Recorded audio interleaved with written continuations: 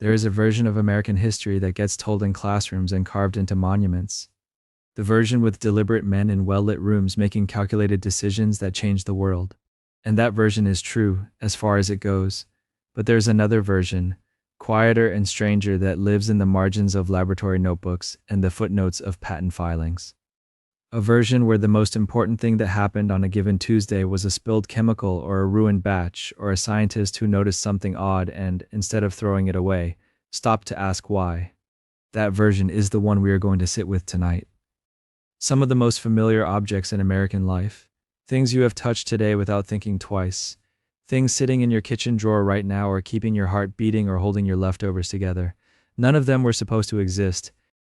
They arrived sideways. Through mistakes, through accidents, through moments of distraction that someone was curious enough to follow instead of forget.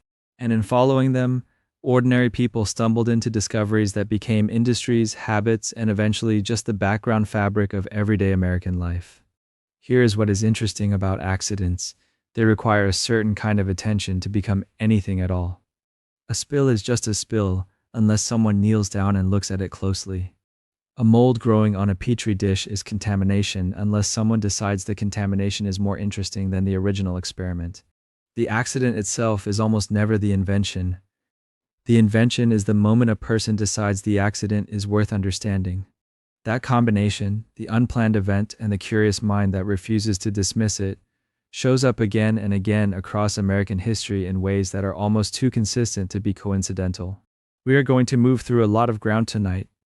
We are going to start in the rubber fields of the American industrial era and work our way forward through laboratory benches and factory floors and home kitchens. We are going to spend time with chemists who were trying to solve one problem and solved a completely different one instead. With engineers whose equipment failed in ways they could not explain. With a man standing in front of a radar transmitter who noticed something in his pocket that had no business changing. And with a scientist who let his lab get a little too messy, and in doing so, reshaped modern medicine. Along the way, we are going to pass through some of the quieter corners of American invention. The household products that became so ordinary, we forget they had a beginning. The medical devices that gave people decades they would not otherwise have had. The food and drink discoveries that came out of kitchens and pantries and chemistry classrooms and became things that billions of people now reach for without a second thought. These stories touch materials and medicine, food and household life, safety and communication and play. They are spread across more than a century, and they have almost nothing in common except the accident that started each one and the persistence that finished it, because that is the other thing worth saying at the start. Accidents on their own have a poor track record. What turned these particular moments into something lasting was not luck alone. It was the willingness to stay with the confusion a little longer than felt comfortable. To write down the odd result instead of correcting it. To come back the next morning and try the thing again even when it made no immediate sense. The accidents were the beginning. The work was everything after. So if you're settling in for the night, finding a comfortable position, letting the day go quiet around you, this is a good place to rest your mind. Not on the dramatic and the disturbing, but on the strange and the fortuitous.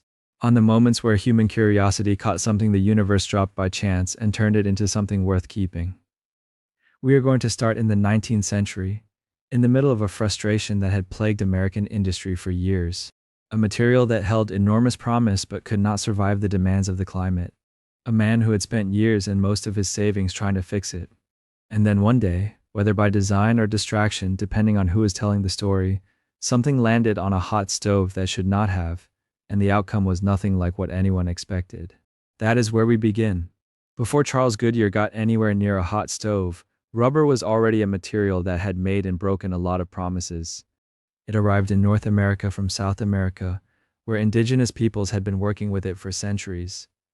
The basic substance, latex harvested from rubber trees, had a quality that seemed almost miraculous to the first American manufacturers who encountered it. It was elastic, it stretched and returned, it was water resistant. It had properties that no other natural material could offer, and the industrial imagination of early 19th century America went to work on it immediately. Rubber shoes, rubber raincoats, rubber mailbags and life preservers and industrial hoses. A whole industry sprang up around the stuff before anyone had really tested whether it could survive the conditions it was being sold into. It could not. Summer in New England is warm enough to turn early rubber into something closer to a slow liquid. The shoes melted. The coats lost their shape and stuck together in the heat and became foul-smelling masses that manufacturers had to bury in the ground just to get rid of the evidence. Winter went the other direction. Cold made the rubber brittle and hard. It cracked. It shattered. A rubber mailbag in January became a liability.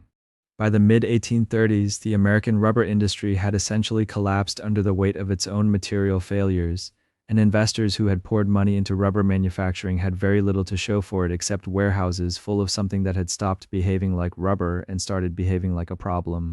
Into this situation stepped Charles Goodyear, who had no background in chemistry, no formal scientific training, and no money. What he had was an obsession that his family, his creditors, and most of his contemporaries found difficult to distinguish from delusion.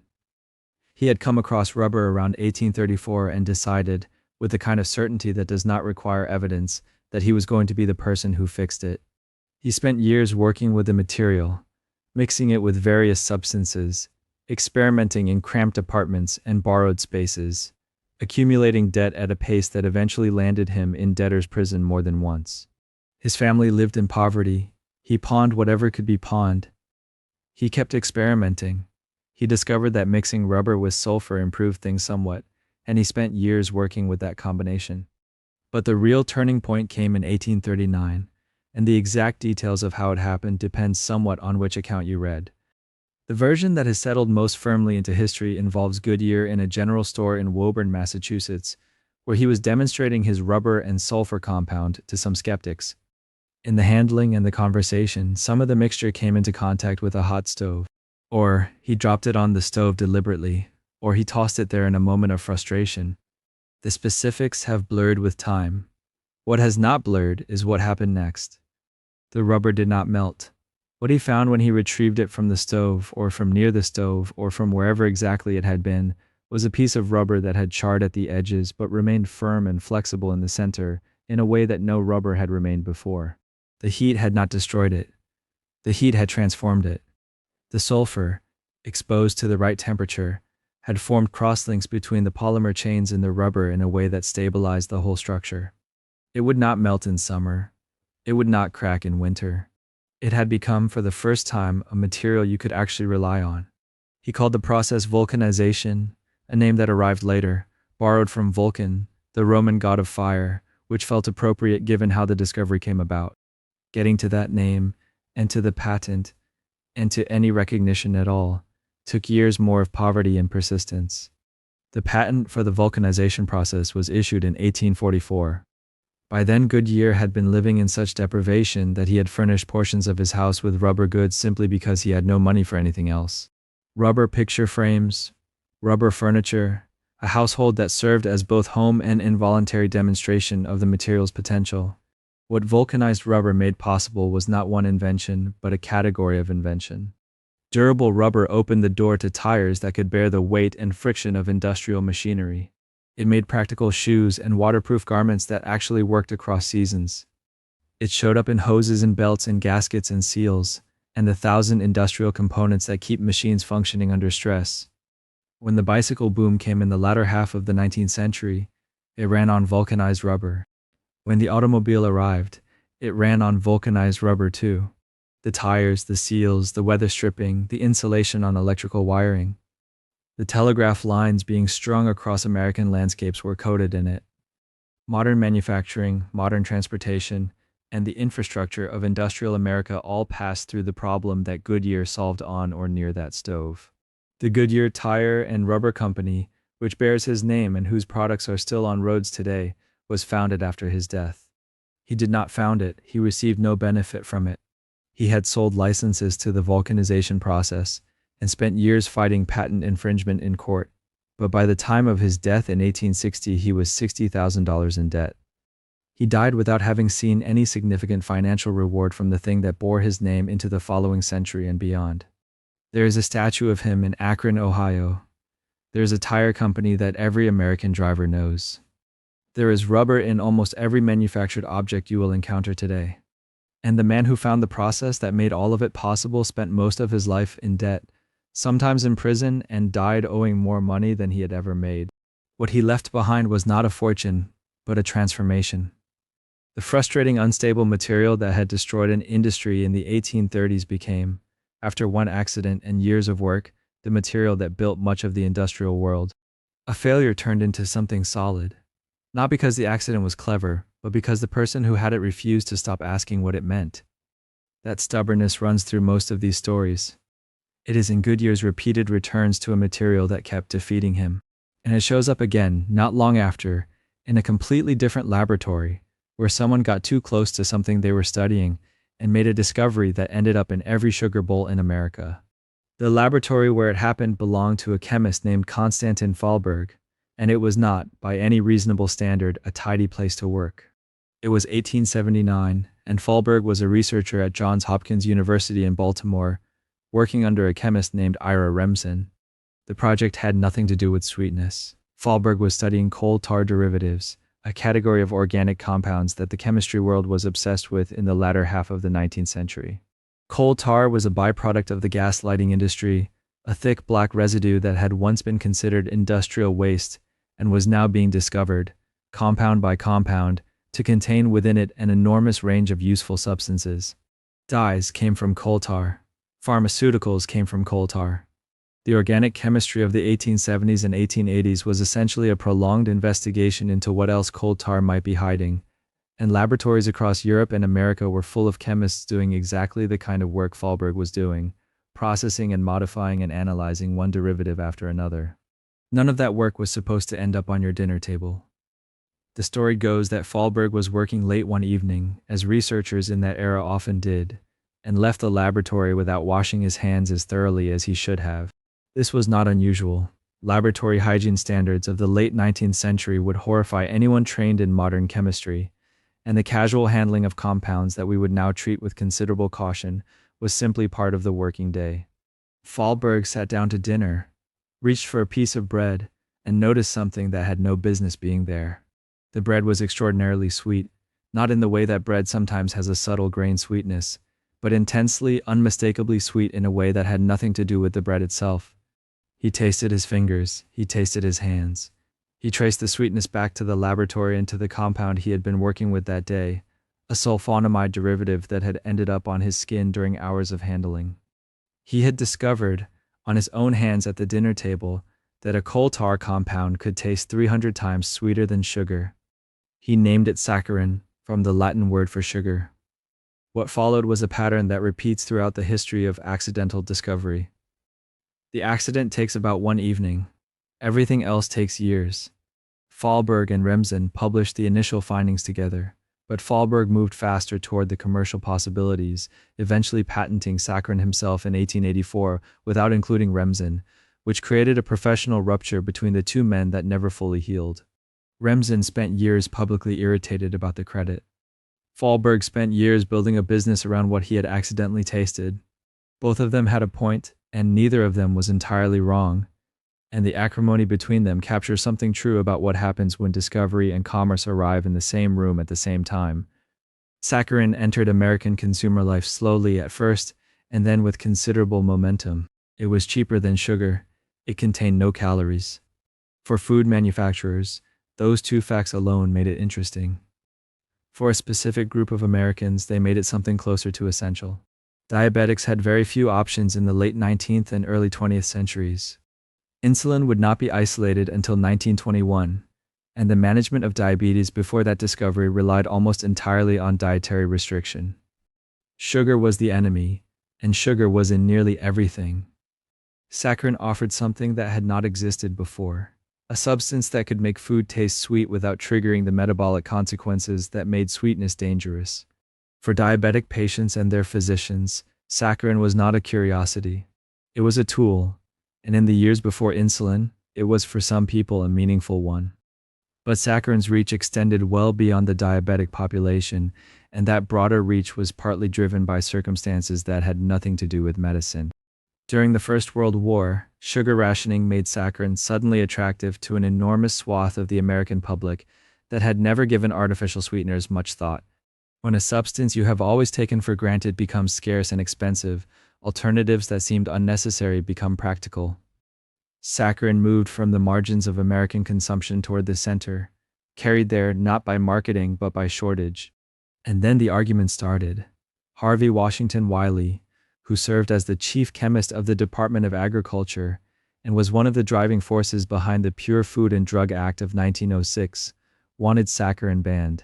He was convinced it was harmful, that introducing synthetic compounds into the food supply without understanding their long-term effects was reckless, and that Americans were being sold something that did not belong in their bodies. He brought his case to Theodore Roosevelt, who had been advised by his own physician to use saccharin for dietary reasons. Roosevelt's response to Wiley's concern was direct.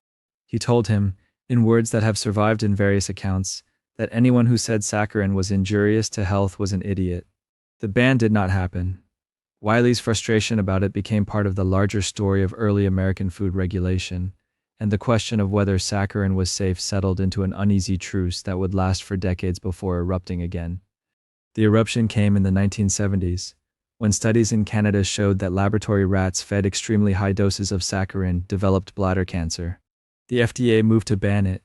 Congress, responding to public pressure from diabetics and consumer groups who had come to depend on it, stepped in and blocked the ban. Instead, they required warning labels. Products containing saccharin carried notices through the 1980s and into the 1990s telling consumers that the substance had been determined to cause cancer in laboratory animals. Then, in 2000, the warning labels came off. Further research had established that the mechanism by which saccharin caused tumors in rats was specific to rat physiology and did not operate the same way in humans.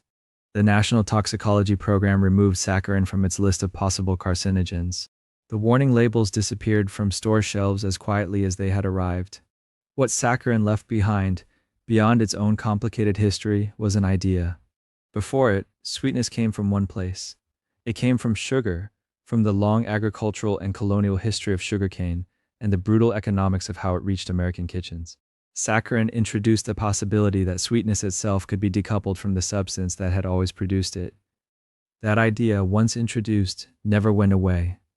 Every artificial sweetener that came after, every low-calorie soft drink, every sugar-free product on grocery store shelves today, descends in a direct line from the moment Konstantin Fahlberg did not wash his hands and sat down to bread that tasted like something else entirely. One careless dinner. One observation that most people would have found puzzling and then forgotten. And a compound that changed the way an entire country thought about what it was putting in its coffee. Some discoveries arrive because you go looking for them. And some arrive because you reached for the bread. The factory where this one began did not look much like a kitchen. It was the middle of the Second World War, and the American company Raytheon was deeply entangled in one of the most urgent technologies of the era, radar. Somewhere in the maze of metal and wiring and cooling systems that made up Raytheon's research labs was a self-taught engineer named Percy Spencer. Spencer did not have much in the way of formal education. He had left school after the 5th grade, taught himself electricity from textbooks, and worked his way up from mill worker to one of Raytheon's leading experts on a particular device that sat at the heart of radar sets, the magnetron. A magnetron is not a gentle piece of equipment, it is a vacuum tube that generates high-powered microwaves, a compact source of invisible energy that could be used to detect enemy aircraft in the dark and the fog. During the war, magnetrons were precious and temperamental, and Raytheon's job was to build them faster, more reliably, and in greater numbers than anyone had managed before. That was the world Percy Spencer moved through every day, humming transformers, thick cables, banks of test equipment, and the constant awareness that what he was doing mattered to the outcome of the war. It did not resemble a kitchen, and Percy Spencer was not, by profession, a cook. The story that follows has been told so many times that parts of it have taken on the smoothness of folklore, but at its core is a simple observation. One day in 1945, Spencer was standing close to an active magnetron, inspecting it in the ordinary way he did hundreds of times. In his pocket, as he often did, he had a candy bar. At some point in the testing, he realized the candy bar had turned soft. Not just warmed by the ambient heat of the room, but visibly melted, oozing out of the wrapper. The magnetron itself was not hot to the touch, the air did not feel like an oven. Something else was happening. Something invisible had reached into his pocket, and done to the chocolate what a kitchen stove would have needed much more time and effort to do. This is the place in the story where most of us, feeling the sticky mess, would have been annoyed, thrown away the ruined candy, and moved on. Spencer's reaction was different. He noticed that the melting had occurred while he was near the magnetron and not before. He connected the two, and instead of cleaning his jacket and forgetting about it, he started to wonder what else those microwaves might be doing, and to what. Curiosity, once awake, tends not to go back to sleep easily. The next day, Spencer did not rely on the contents of his pockets. He brought in popcorn kernels and placed them near the magnetron. They began to pop. He tried an egg. It heated rapidly. Pressure built inside the shell, and it exploded, coating a nearby colleague in hot yolk. Each small test confirmed the same basic fact. Whatever energy the magnetron was producing, it was interacting with food in a way that was rapid, intense, and entirely unlike the slow conduction of heat from metal to pan to meal. Food contains water. Water molecules respond to microwaves by vibrating and generating heat internally. These are explanations that would be written down and formalized later. In the moment, Spencer did not need the full theory to see that he had stumbled across a new way of cooking. The war was ending. Factories like Raytheon's would soon be looking for peacetime applications for their wartime technologies. A machine that could heat food quickly and cleanly, without open flames or hot coils, suddenly seemed like more than a curiosity. It seemed like a product. Turning a lab curiosity into a kitchen appliance, however, is not a small step. The first microwave oven that Raytheon built in 1946, based on Spencer's experiments, was called the Radarange. It was about as large as a household refrigerator turned on its side, weighed hundreds of pounds, and cost more than many Americans made in a year. It required water cooling. It had to be installed by technicians. It hummed with a faint suggestion of industrial power rather than domestic comfort. Restaurants, ships, and institutional kitchens were intrigued. Fast heating meant faster service. For them, a large, expensive, slightly intimidating metal box was not a deal breaker. For the average American household in the late 1940s, it might as well have come from another planet. Most homes still relied on gas or electric stoves that looked like variations on a familiar theme. Fire and glowing coils were easy to understand. Invisible waves were not. So the microwave oven began its life, not as a symbol of domestic convenience, but as a restaurant tool, a piece of back-of-house equipment humming away behind swinging doors. Over the next 2 decades, that would change slowly, then quickly. Raytheon acquired a company called Amana and began shrinking the technology. Components got smaller, air cooling replaced elaborate plumbing. Prices dropped. By the late 1960s and early 1970s, countertop microwave ovens had entered American department stores. They were still expensive, still foreign-seeming, still the subject of jokes and mild unease about what they might be doing to the cat. But they were now things a middle-class family could, with some saving, decide to bring home. The timing mattered. Post-war America was already rearranging its relationship with food.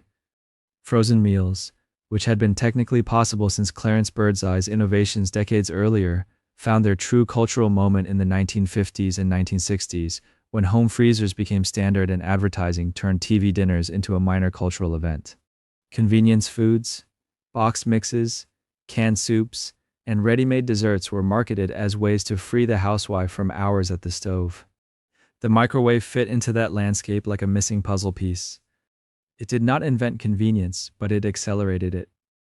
A frozen dinner that might have required nearly an hour in a conventional oven could be ready in minutes. Leftovers became less a resigned compromise and more a quick option. Coffee could be reheated, not discarded. For families in which more adults were working outside the home, for students in small apartments, for anyone who wanted something hot and fast without much planning, the microwave offered a new rhythm of eating, shorter, more fragmented, more individual. American kitchens adjusted. Counter space was cleared. Recipe books began to include microwave instructions. Entire products were reformulated around it. Microwave popcorn bags with their hidden layers of susceptors to focus heat, microwavable trays and pouches, frozen breakfasts that promised you could leave the house fed with only a few minutes' notice. All of it can be traced, in a straight and quiet line, back to a man in a radar lab, noticing that the candy bar in his pocket no longer felt quite right. One moment of sticky inconvenience, followed by the decision to ask why instead of simply wiping his hands, and a wartime technology found its way into peacetime kitchens. Some accidents remain private, forgotten almost as soon as they occur. Others, like this one, rearrange the ordinary texture of daily life. The hum in the corner of the kitchen, the rotating plate of leftovers, the frozen meal that becomes dinner in 6 minutes instead of 60, all of them are echoes of that early magnetron, and the engineer who paid attention to what it did to his chocolate. The accident that led to penicillin did not happen in America. It happened in a cluttered laboratory at St. Mary's Hospital in London in the late 1920s, when a Scottish bacteriologist named Alexander Fleming returned from vacation and found that he had not been quite as tidy as he ought to have been. Fleming worked with petri dishes streaked with bacteria, shallow circles of jelly where colonies of microbes grew into pale, cloudy lawns. Before leaving for holiday in 1928, he had left some of those dishes sitting in a corner, unwashed, exposed to whatever drifted through the air of a London lab in summer. When he came back and began sorting through the mess, he noticed something on one plate that did not look like the others. A stray mold had landed, grown into a fuzzy colony, and around it, the expected sea of bacteria simply stopped. There was a halo of clear agar where the microbes had failed to grow, a neat circle of absence around the invading fungus, as if the mold were quietly pushing the bacteria back. Most people seeing a contaminated culture would have thrown it out. Fleming did not. He looked closer. He moved the plates around, compared them. The pattern was consistent. Where the mold grew, bacteria did not. Something was leaching out from that little colony, something invisible that could kill or inhibit microbes that medicine otherwise struggled to control. He eventually identified the mold as belonging to the genus Penicillium and named the mysterious substance penicillin. For a while, it hovered at the edge of possibility. Fleming wrote papers. He experimented with crude extracts. He showed that penicillin was remarkably good at killing certain bacteria while leaving animal cells unharmed. It was on paper a miracle, but it was also unstable, hard to purify, and difficult to produce in any meaningful quantity. Fleming was not an industrial chemist. The scientific world, after a brief moment of interest, drifted on. Penicillin became one more intriguing observation sitting in the literature, waiting for something else to happen.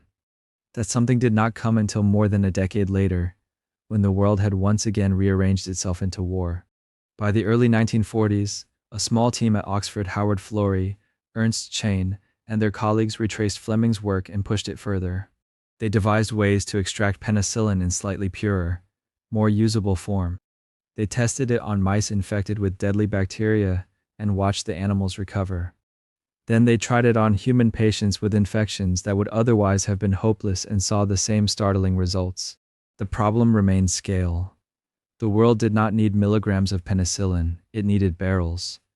Britain, under bombardment and rationing, did not have the industrial capacity to turn a fragile mold into a drug that could be bottled and shipped to fronts around the globe. So the search for help crossed the Atlantic. In 1941, Florey and his colleague Norman Heatley came to the United States carrying a quiet emergency. They visited American labs, met with officials, and laid out what they had. A substance that could save soldiers from the infections that had killed more men in previous wars than bullets or shrapnel, if only someone could figure out how to make enough of it. This is where the American part of the story begins. Not with a single messy petri dish, but with a network. The U.S. government, already ramping up for its own wartime mobilization, saw the potential immediately. The Office of Scientific Research and Development, and later the War Production Board, began coordinating a massive program to turn penicillin from a laboratory curiosity into an industrial product. Universities joined in. At the Department of Agriculture's Northern Regional Research Laboratory in Peoria, Illinois, scientists began experimenting with different strains of penicillium in different growth conditions, trying to coax more of the precious substance out of each batch.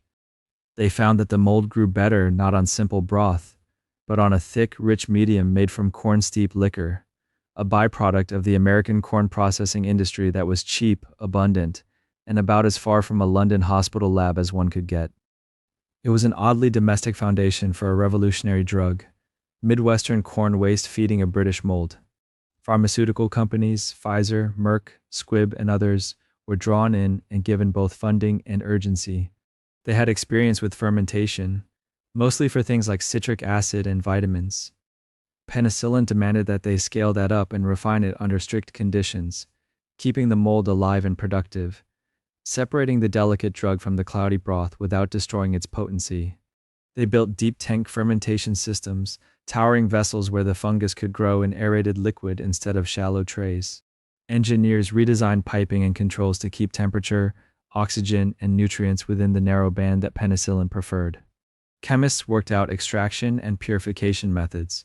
Government contracts guaranteed that if they could solve the technical problems, there would be buyers for every vial. There was no single dramatic moment, no one candy bar melting in a pocket, just countless incremental advances accumulating in a remarkably short span of time because everyone involved knew what the stakes were. On the battlefields and in the field hospitals of World War II, those stakes were measured in wounds that did not fester the way they once had.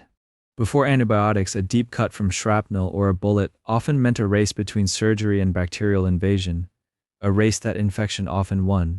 Amputations were common. Blood poisoning was a familiar, fatal end. With penicillin, doctors could clean and stitch, and then flood the body with a substance that tilted the odds sharply in the patient's favor. Mortality from infected wounds dropped. Cases of pneumonia, syphilis, and other bacterial diseases that had stalked armies for generations became, in many cases, treatable rather than inevitable. Surgery, too, entered a quieter, safer era. Operations that once carried grim risks, because any breach of the body opened the door to uncontrollable infection, became more routine. Hospitals, which had long been places one might leave sicker than one entered, slowly transformed into sites of genuine healing. By D-Day in 1944, American production of penicillin was sufficient that Allied troops landing in Normandy carried it in quantities that would have been inconceivable just a few years earlier. The drug followed them across Europe and the Pacific, a silent companion in vials and syringes, altering survival statistics in ways that did not make headlines but reshaped lives. After the war, the infrastructure and expertise built under military urgency did not vanish. They flowed into peacetime medicine. Penicillin became widely available in the United States, prescribed for infections that previously might have meant weeks of fever and the looming possibility of death. Other antibiotics followed, each building on the techniques and industrial systems first refined for that temperamental mold. An accidental observation in a London lab, a circle of clear jelly around an uninvited fungus, had become, through American factories, government coordination, and corporate laboratories, a defining force in modern medicine. When we think of 20th century American life, we often picture highways, suburbs, televisions, and microwaves humming in kitchens. Less visible is the quiet revolution inside the body, infections that simply fade after a course of pills, surgeries that end with scars instead of funerals, ordinary cuts and illnesses that do not spiral into crises. Behind that ordinariness lies the path from Fleming's forgotten petri dish to Peoria's fermenters, from wartime production quotas to the small amber bottle in a medicine cabinet. One nation's accident, another nation's industrial experiment, and between them, a transformation in how Americans understood illness, risk, and the possibility of being made well again. Penicillin was an accident that became a weapon against death. Our next accident is softer. It sits on desk edges and refrigerator doors, fluttering slightly when the air conditioner kicks on. It doesn't save lives. It remembers birthdays, meeting times, grocery lists, and phone numbers. It turned the small, forgettable details of American life into something you could peel, stick, and rearrange. Its story begins, like so many 20th century American stories, inside a corporation's research lab. In the late 1960s, a chemist named Spencer Silver worked at 3M in Minnesota. His assignment sounded straightforward enough: create a new, super strong adhesive, something that would let 3M compete in a world hungry for tougher glues, industrial bonds, materials that would hold fast under pressure. Silver mixed chemicals, tested formulas, cured samples. Out of his experiments came a strange result. Instead of a powerful permanent glue, he produced something that behaved almost the opposite way. His new adhesive was weak. You could press two surfaces together, and they would stick but gently, tentatively. Pull them apart, and they separated without tearing. Press them together again, and they stuck once more. The glue formed tiny little spheres, microscopic beads that made contact without truly soaking into the surface. They clung, but they did not commit. In technical terms, it was a pressure-sensitive adhesive that refused to be permanent. In practical terms, it seemed to be a failure. 3M was not in the business of selling weak glue. They made tapes that held boxes shut, finishes that protected, abrasives that ground and polished. Silver's creation did none of those things particularly well. You could not build a bridge with it, repair a shoe, or hang something heavy on a wall. For years, the adhesive floated inside the company as a curiosity. Silver, convinced it was interesting, even if it did not meet the original brief, gave internal seminars. He invited colleagues to imagine uses for a glue that stuck lightly, let go cleanly, and then stuck again. Most people listened politely and went back to stronger things. The accident needed another accident, or at least another problem, to make sense.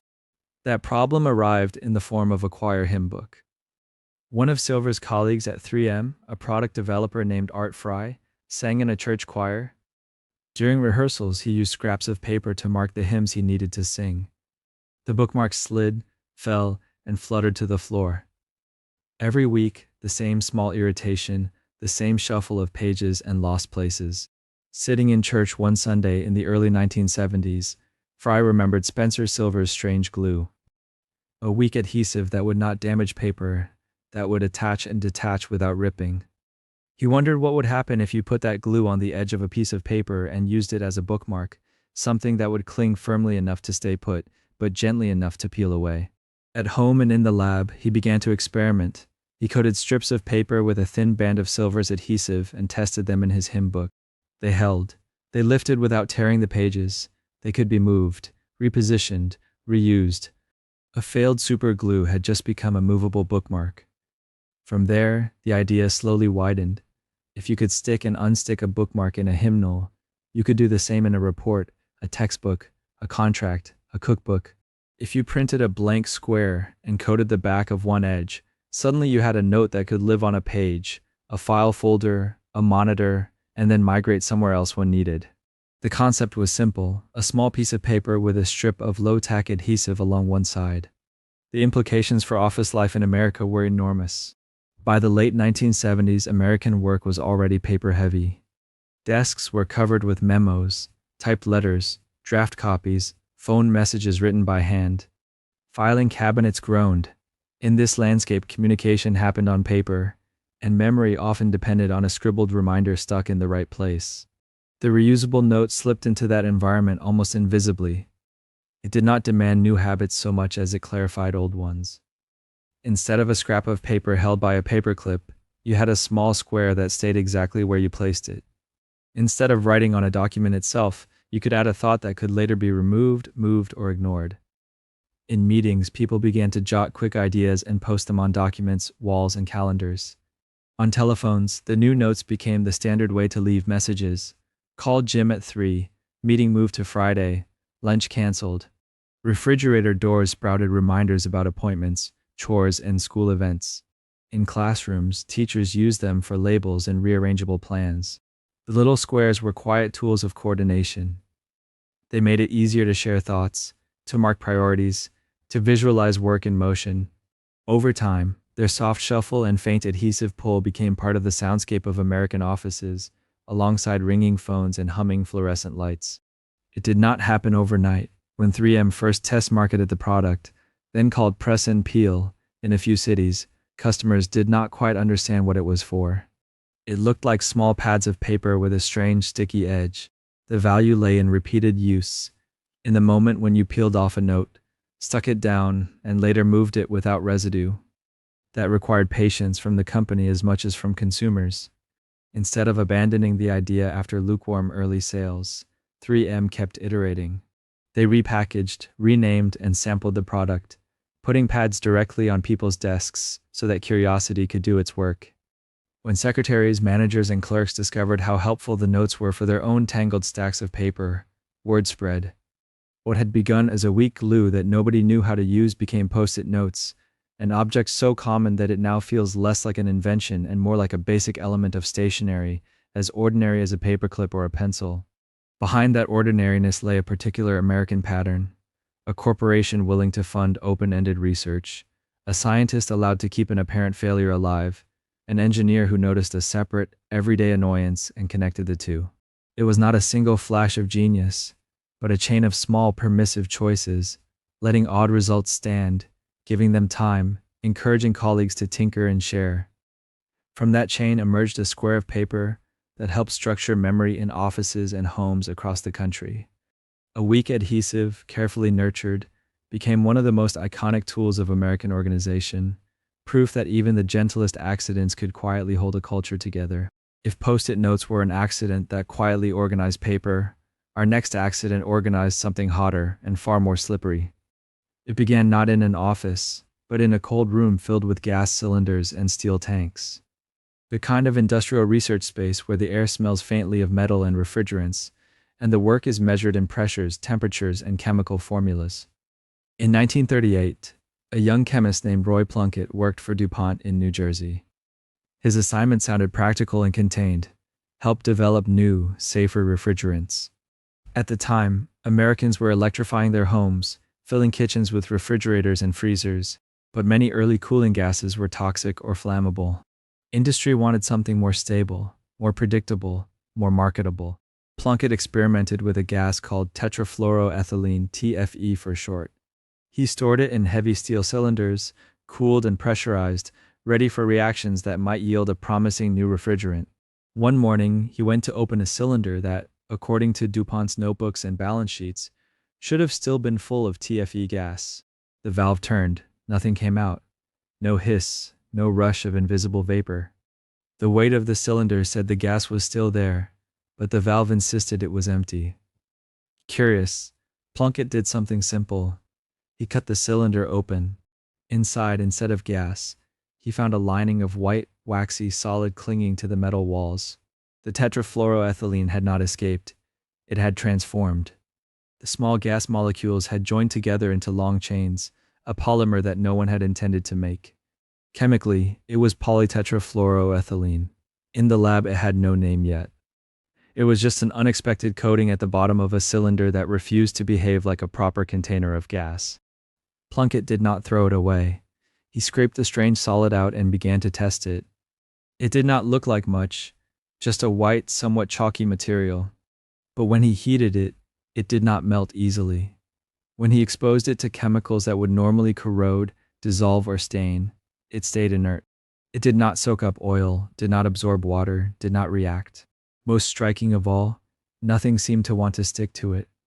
Other plastics of the time could be tacky or at least cooperative. This new substance was different.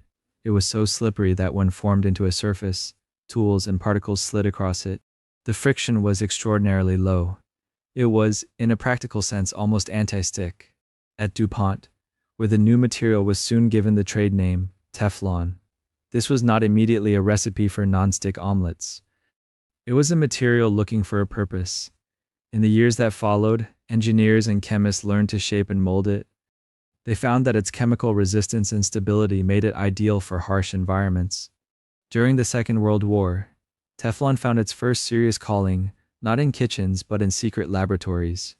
The Manhattan Project required equipment that could handle uranium hexafluoride gas, a corrosive compound used in the race to enrich uranium. Ordinary metals and plastics corroded or reacted. Teflon did not. It lined valves, gaskets, and seals in the sprawling, hidden facilities of America's nuclear program. A surprise from a forgotten cylinder had become part of the infrastructure of atomic weapons. After the war, Teflon stayed in industrial shadows. It coated gears and bearings where lubrication failed. It protected pipes that carried aggressive chemicals. It insulated wires in aircraft and electronics, where its heat resistance and electrical stability mattered more than its slipperiness. This was quiet work. Most Americans never saw the material itself, only the reliability it lent to planes, plants, and devices that did not corrode, seize, or short out. The path from secret valves to frying pans took time, and like many such shifts, it passed through a single curious mind. In the 1950s, a French engineer and outdoorsman named Marc Grégoire used Teflon to coat his fishing gear so lines would not tangle. His wife, Colette, wondered aloud what would happen if the same coating were applied to a pan. Grease, eggs, and sauces stuck to metal with stubborn insistence. A surface that refused to hold on might change how people cooked. Colette's intuition proved correct. A Teflon-coated pan released food easily with minimal fat, allowing gentle flipping, easier cleaning, and less scrubbing at the sink. In Europe, non-stick cookware began to spread. American companies watching saw not only a new product, but a new way to talk about domestic ease. By the early 1960s, Teflon had crossed the Atlantic not just as an industrial coating, but as a household promise. DuPont promoted it as a modern miracle. The pan you did not have to soak overnight, the surface that shrugged off stuck-on food. American kitchens, already transformed by electric appliances, now hosted skillets and bakeware with slick, invisible films of fluoropolymer. Non-stick cookware fit neatly into mid-century American ideals of convenience and cleanliness. Advertisements showed perfect fried eggs sliding effortlessly from gleaming pans. Recipes talked about lower-fat cooking without the risk of burning. The labor of scrubbing cast iron or scoured aluminum, long taken for granted, could now be reduced to a quick rinse. Teflon slipped into other consumer goods as well. It coated ironing boards in irons, making fabric glide. It appears in rainwear and outdoor gear as part of layered, waterproof systems. It showed up in appliances, tools, and eventually in computer components, printers, and countless small parts that benefited from a surface that resisted friction and corrosion. In factories, Teflon-lined chutes let powders and grains flow instead of clog. Conveyor belts coated with it let products travel without sticking. In automotive and aerospace manufacturing, its presence became routine, bushings, seals, and wire coatings quietly relying on its peculiar mix of slipperiness, heat resistance, and chemical indifference. From a single cylinder in a New Jersey lab, polytetrafluoroethylene spread into a broad American materials culture, in cookware drawers, in power plants, in jet engines, in the wiring behind office walls and inside kitchen appliances. It shaped how people thought about surfaces, what needed to be clean, what could be made easy to wipe, what ought to glide instead of catch. The story sits at the intersection of chance and attention. Gas that refused to leave a cylinder, a chemist who wondered why. Industrial scientists who recognized that chemical silence and physical slipperiness could be valuable, even if the original assignment had been about refrigerants, not revolutions in surfaces. Out of that chain came a material that turned eggs in a skillet, chemicals in a pipe, and wires in a jet into parts of the same quiet history. An accidental polymer in a steel cylinder helped define how Americans cook, manufacture, and insulate, a smooth layer between sticky reality and the modern desire to let things slide. If Teflon was an accident that taught things not to stick, our next accident is all about something that absolutely refused to blend in. This one did not begin in a lab or a weapons program. It began in a roadside inn between Boston and New Bedford, in a kitchen that smelled of butter, sugar, and coffee. In the 1930s, Ruth Wakefield ran the Toll House Inn in Whitman, Massachusetts, with her husband Kenneth. She was not a chemist or an engineer. She was a dietitian by training, a meticulous cook by habit, and a kind of quiet food scientist by temperament. Her guests were travelers and locals, salesmen and families. They came for hearty meals and especially for her desserts. The Toll House kitchen was busy, hot, and practical. Pies, cakes, puddings, and cookies moved through it every day. Built from basic American pantry staples, flour, eggs, sugar, butter, chocolate. Ruth believed that if people stopped to rest at her inn, the food should feel special, not generic. She tinkered constantly with recipes, adjusting ingredients, changing ratios, trying new ideas. At the time, chocolate cookie usually meant something like a thin chocolate wafer, or a cookie flavored with cocoa melted uniformly into the dough. Chocolate didn't arrive in neat bags of chips. It came as solid bars or blocks, meant to be shaved, grated, or melted. One day in the early 1930s, as the story is told, Ruth was making a batch of butter cookies and reached for baker's chocolate. Accounts differ on the small details, whether she ran out of a particular chocolate, whether she was simply experimenting, but the essential moment is the same. Instead of melting the chocolate fully into the dough, she took a Nestlé semi-sweet chocolate bar and chopped it into small pieces. She folded the broken pieces into the dough with the expectation that in the oven's heat they would melt and disperse, creating a uniform chocolate cookie. Hot dough, hot oven, small shards of chocolate. It was reasonable to assume the pieces would dissolve into a smooth brown whole. They did not. The chopped chocolate softened and slumped, but it did not fully melt into the batter. It held its identity in small molten pockets. When the cookies came out and cooled, they were not uniform at all. They were pale, golden discs studded with dark, irregular bits. The chocolate had gone glossy, then firm, without flowing away. The texture was different. The taste was different. Each bite carried contrast, crisp edges, tender centers, and small bursts of concentrated chocolate. Instead of a single, blended flavor, there were little flavor matches igniting throughout the cookie, striking again and again as you chewed. Ruth did not discard the batch. She served the new cookies to guests at the Toll House Inn. They were given a simple name, Toll House Chocolate Crunch Cookies. The reaction was immediate. Travelers asked for seconds. They asked for the recipe, they wrote home about them. In a pre-television America, a roadside inn's dessert could travel surprisingly far, carried by word of mouth, postcards, and handwritten recipe cards tucked into letters. Ruth published the recipe in local newspapers, then in regional cookbooks, and eventually in her own Toll House Tried and True Recipes, community cookbooks. Those spiral-bound collections assembled by churches, schools, and clubs picked it up. Home bakers copied it in careful cursive into their personal notebooks. The cookie spread was helped by another quiet force, corporate food marketing. Nestlé noticed that sales of its semi-sweet chocolate bars ticked upward in New England. People were buying bars not to eat plain, but to chop into cookies. In 1939, Nestlé struck a deal with Ruth Wakefield. She allowed them to print her Toll House cookie recipe on the wrapper of their chocolate bars. In return, she received a lifetime supply of chocolate and a place in the fine print of American dessert history. Nestlé then did something simple and transformative. Instead of selling only bars that had to be chopped, they began to score the chocolate into little segments, and then, eventually, to sell preformed morsels or chips in bags. The shape of the ingredient was redesigned around the accident. The grocery store itself began to encourage a particular cookie. Every bag came with a recipe. Every recipe called for the bag.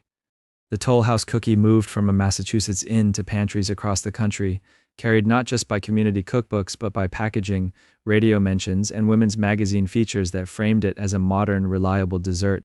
By the time the United States entered World War II, the chocolate chip cookie was already a favorite in many homes. During the war, it took on a new role. Families baked them and packed them into tins to send to soldiers overseas.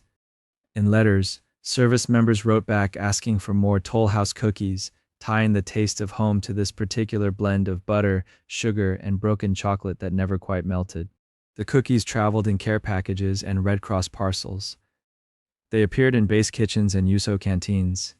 The simple act of biting into a chocolate chip cookie became, for many, a small moment of connection to kitchens far away, to mothers, wives, and sweethearts who had followed Ruth Wakefield's recipe printed on a Nestlé wrapper or clipped from a newspaper column.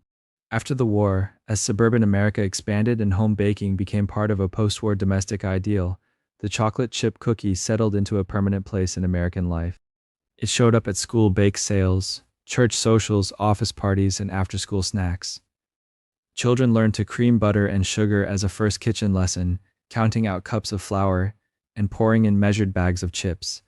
Cookbook writers spun endless variations, nuts or no nuts, more brown sugar for chewiness, more white sugar for crispness, but the core idea stayed intact. A simple dough punctuated by solid pieces of chocolate that refused to disappear. Even industrial bakeries and packaged snack companies, when they later mass-produced their own versions, were imitating a cookie born from a small miscalculation in a Massachusetts inn. The chocolate chip cookie became more than a dessert. It became a kind of edible nostalgia, a symbol of home baking even when bought in a plastic tray. The smell of it in an oven could stand in for comfort, safety, and a particular vision of American domestic life, whether or not the recipe was followed exactly. All of that, the grocery aisle filled with bags of chips, the jars of cookies on kitchen counters, the tins mailed across oceans, stems from Ruth Wakefield's assumption that chopped chocolate would behave one way in the oven, and its quiet refusal to do so. A simple expectation about melting turned into a national ritual of baking, sharing, and remembering, each cookie carrying within it those small, cooled-down bursts of chocolate that never fully blend, like tiny, sweet reminders of how often accidents leave pieces of themselves intact. If a cookie could change what comfort looked like in the American kitchen, our next accident changed what danger looked like on the American road. This one began, like many quiet turns in history, with a mess. A simple dropped object, a sudden crack, and a man who bothered to look closely instead of just sweeping the pieces away. In 1903, in Paris, a chemist named Edouard Benedictus was working in his studio. His shelves, like the shelves of chemists everywhere, held glass flasks and beakers, powders, and liquids. One day, as he later told it, he knocked a glass flask off a shelf. It fell to the floor and hit hard. He braced for the usual result: flying shards, tiny daggers of glass scattering across the floor. That was what broken glass did. It fractured into splinters and razors, dangerous to hands, feet, and eyes. But something different happened. The flask struck, shattered, and stayed together. It cracked in a spider web of lines, but the pieces clung to each other instead of flying apart. The outline of the vessel remained, ghostly and broken but whole. It was as if the glass had decided to fail gently. Benedictus picked it up and examined it. The glass had in fact broken, but a thin, invisible film held the shards in place. He remembered that the flask had once contained a liquid cellulose solution. When it had evaporated, it had left behind a clear, flexible coating on the inside of the glass.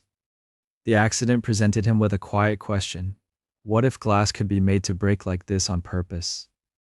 Most people would have cursed the spill and moved on. But he was a chemist, and also a designer by temperament, interested in how materials behaved. He saw in this mess the outline of a new kind of glass, one that could crack but not explode, that could fail without turning into a cloud of knives. He began to experiment. The idea was simple in principle. Take 2 sheets of glass, sandwich between them a thin layer of clear, flexible material, a plastic film. Fuse them together so that the layers behaved as one pane in ordinary use. Then, when struck with force, the glass would crack, but the plastic would hold the pieces in place. The energy of the impact would run through a web of fractures instead of converting to flying fragments. This was laminated glass. In Benedictus's early versions, the interlayer was made from cellulose-based plastics. Later, it would be made from more stable materials like polyvinyl butyrol. The chemistry improved over time, but the principle stayed the same: brittle layers joined by a tough, adhesive heart. For a few years, laminated glass was a curiosity, used in things like jewelry cases and specialty windows.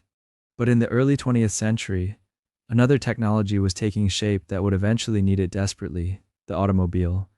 At first, cars were slow and rare, luxury machines for the wealthy. Their windshields were made of ordinary glass, or in some cases, nothing at all. As engines grew more powerful, roads improved, and prices dropped, cars multiplied. By the 1910s and 1920s, American streets were filling with Model Ts and their competitors. Speeds climbed. So did accidents. A collision in an early car did not just throw bodies against metal. It threw faces into glass. When ordinary glass shattered in a crash, it broke into jagged chunks and knife-like slivers. Doctors treating crash victims described deep, disfiguring cuts, eyes lacerated beyond repair, glass embedded in skin. Newspaper reports of glass poisoning and windshield injuries were common. The problem was so visible that it worked its way into the culture. Safety advocates wrote about it. Insurance companies calculated the costs. Engineers considered how to tame it. Laminated glass, born from a dropped flask, turned out to be a solution waiting for its crisis. By the 1920s, European car makers began experimenting with safety glass windshields. In the United States, adoption was slower at first. Cost was a concern, but the tide gradually turned. Automakers realized that offering windshields that did not explode into blades could be a selling point. Insurance companies offered lower rates for cars equipped with safety glass. Gradually, what had been an optional luxury moved toward expectation. The laminated glass behaved just as Benedictus's broken flask had promised. In a crash, the windshield might craze into a spiderweb of cracks, but the sheet stayed largely intact.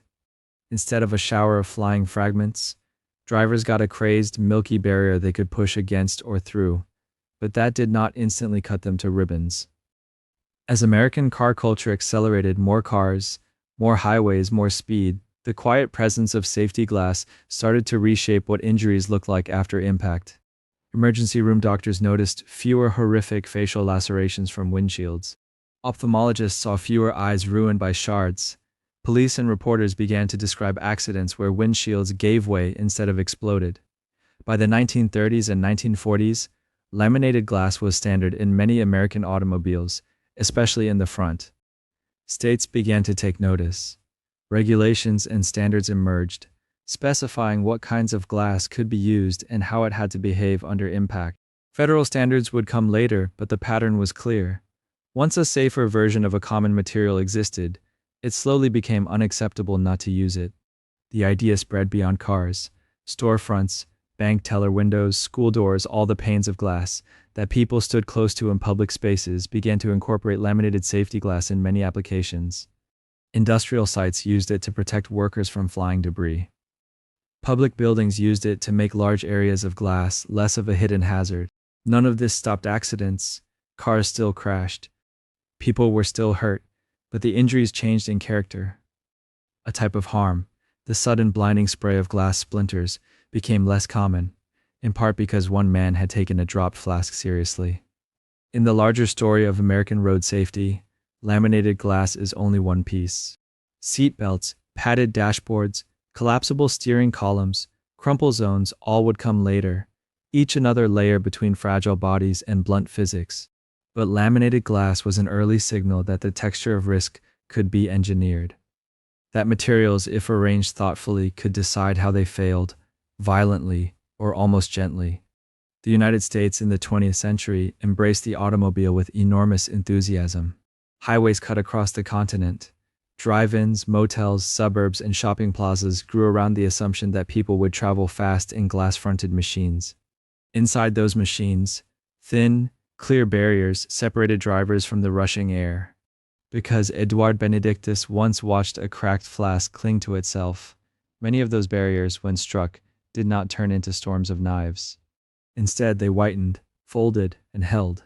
The world blurred behind fine lines of fracture, and people walked away from crashes that in an earlier age of bare glass might have ended differently.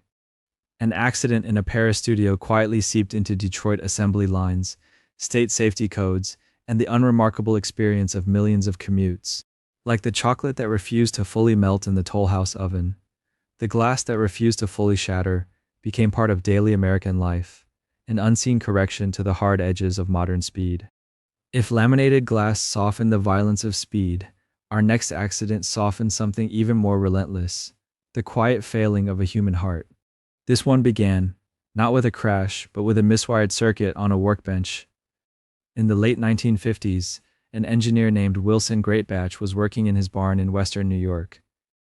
He had been many things already: a Navy radioman, a tinkerer, a man who repaired radios and built gadgets in his spare time. Now he was at the University of Buffalo, helping design a device to record tiny electrical signals from animal hearts. It was routine engineering work. He was building an oscillator circuit, the kind of pulsing electronic heartbeat that drives all kinds of equipment. For the design, he needed a resistor of a specific value. Instead, he reached into his parts bin and picked up the wrong one. The resistor he grabbed was off by a large factor. In a neat, ideal world, the mistake would have simply ruined the circuit. The output would have been useless, the prototype discarded, the component replaced. But when Greatbatch soldered the mistaken resistor into place and powered the circuit, something strange happened. Instead of producing the steady, high-frequency signal he expected, the circuit began to emit slow, regular pulses. Not a buzz, not a continuous tone, but a beat. It clicked on, then off, then on again, with a pause between each pulse. He listened, and in that pattern, he heard a heart. Greatbatch had spent time around cardiologists. He knew the rhythm of an electrocardiogram, the spiky wave of a normal heartbeat. The pulses from his broken circuit repeated at roughly the rate of a resting human heart, 60, 70 times a minute. Regular, persistent, mechanical, yet eerily biological. Most engineers would have simply corrected the error. Swap the resistor, get back to the original assignment. Instead, Greatbatch stopped and stared at the behavior of this imperfect circuit. He realized that if a small electronic device could reliably deliver rhythmic pulses, Perhaps it could stand in for a failing sinoatrial node, the heart's natural pacemaker. For patients whose hearts beat too slowly or irregularly, a tiny box like this might provide the missing timing signal. Instead of just recording heartbeats, a circuit might command them.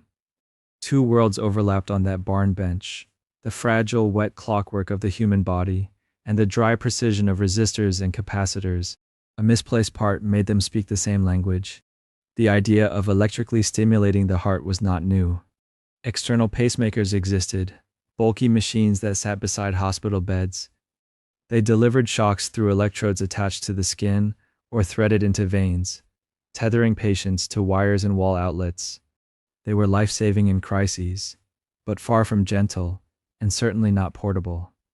What Great Batch imagined was different: a device small enough to be implanted inside the chest, close to the heart itself. No cords, no cart, no dependence on a power socket. A heartbeat that followed you out of the hospital and into the rest of your life. Turning that vision into a real object was not simple. The electronic error had given him a pulse. It had not given him a complete machine. A pacemaker that lived inside the body needed three things: a reliable pulse generator, an energy source that would last years, and a housing that could survive the hostile chemistry of blood and tissue without corroding or poisoning its host. Great Batch began refining his circuit, shrinking it, testing different components to reduce power consumption. In collaboration with surgeon William Shardak and engineer Andrew Gage at the Veterans Administration Hospital in Buffalo, he helped build early prototypes. They experimented on animals first, implanting crude pacemakers in dogs to see if their hearts could be reliably driven by an artificial rhythm. The results were encouraging enough that, in 1958 and 1960, Shardak and his team implanted early versions of the device in human patients with severe heart block. These were people whose hearts regularly slowed or stopped, leaving them faint, dizzy, and always at risk of sudden death. The early pacemakers were not yet the sleek, fully sealed units we imagine today. Some failed. Batteries died. Wires broke. But a pattern emerged. When the devices worked, patients who had lived in a narrow corridor of fear could walk, climb stairs, and sleep without waiting for the telltale fog of a stalled heartbeat. The materials had to catch up to the concept. Ordinary electronics corrode quickly in the salty bath of the human body. Great Batch and others turned to titanium, a metal that the body tolerates well, and to hermetic seals that kept moisture away from delicate components. Lead wires, literally called leads, had to be flexible enough to move with a beating heart without snapping, and robust enough to carry pulses for years. Power was another quiet challenge. Early implantable pacemakers used rechargeable or short-lived batteries, requiring frequent surgeries. Through the 1960s and 1970s, engineers introduced long-lasting lithium cells, extending device life from months to years, then to a decade or more. Each improvement meant fewer times that a chest had to be opened, fewer hospital stays, fewer risks. Gradually, what began as an accident with a resistor matured into a dependable part of American medicine. The cultural shift was subtle but profound. Before implantable pacemakers, many people with serious conduction problems faced sharply limited futures. They might be middle-aged but live as if they were very old, afraid to exert themselves, always within reach of help in case of a sudden collapse. Some were infants and children whose hearts could not keep a stable rhythm at all. With pacemakers, those trajectories bent. Patients who once would have died suddenly in their 50s lived into their 70s and 80s. Children with congenital heart block grew up, went to school, found jobs, raised families. Aging itself changed character. A slow, irregular heartbeat that would once have been accepted as just getting old became a treatable condition. Cardiologists moved from simply observing failing rhythms to actively rewriting them. Hospitals adapted. Implantation procedures, once rare and experimental, became routine. Insurance systems learned how to price and cover the devices. Rehabilitation programs assumed that some of their participants would be living with an electronic partner in their chest, a metronome tucked beneath skin. The presence of pacemakers also reshaped chronic care. Nursing homes, assisted living facilities, and home health agencies learned to accommodate residents whose hearts were partly mechanical. Emergency responders carried equipment that could interrogate a device, confirm its settings, and work around it. Entire companies arose to monitor pacemakers remotely, downloading data from patients' chests over telephone lines and, later, wireless links. An error on a workbench had, over decades, grown into an invisible infrastructure of support for millions of aging and fragile hearts. Through all of this, the core of the story remained the same: mistake, observation, refinement. Great batches wrong resistor did not automatically solve a problem. It simply produced a surprising behavior, a pulse that sounded like possibility. It took an engineer willing to notice, a surgeon willing to cut, and teams of researchers and manufacturers willing to iterate through failures to turn that possibility into a tool. The American medical system, for all its flaws, proved uniquely fertile ground for this kind of evolution. A mix of university labs, veterans hospitals, private companies, and regulatory oversight allowed pacemakers to move from barn bench to operating theater to everyday clinical practice. Each generation of devices was a little safer, a little smaller, a little smarter. By the end of the 20th century, the idea that a human life could be paced by a machine had become almost ordinary. Airport security lines, metal detectors, the small cards in wallets declaring pacemaker, do not use certain equipment. These became quiet reminders of an earlier accident, wired into daily routines. Inside countless chests, under the scars of a small incision, tiny titanium boxes ticked away, correcting skipped beats, standing guard against dangerous pauses. People slept, walked dogs, read to grandchildren, unaware of each individual pulse but sustained by the sum of them. A misplaced piece of metal, a circuit that behaved wrong, and a mind that asked what that wrongness might be good for. Together, they changed how long and how calmly many Americans could expect their hearts to carry them.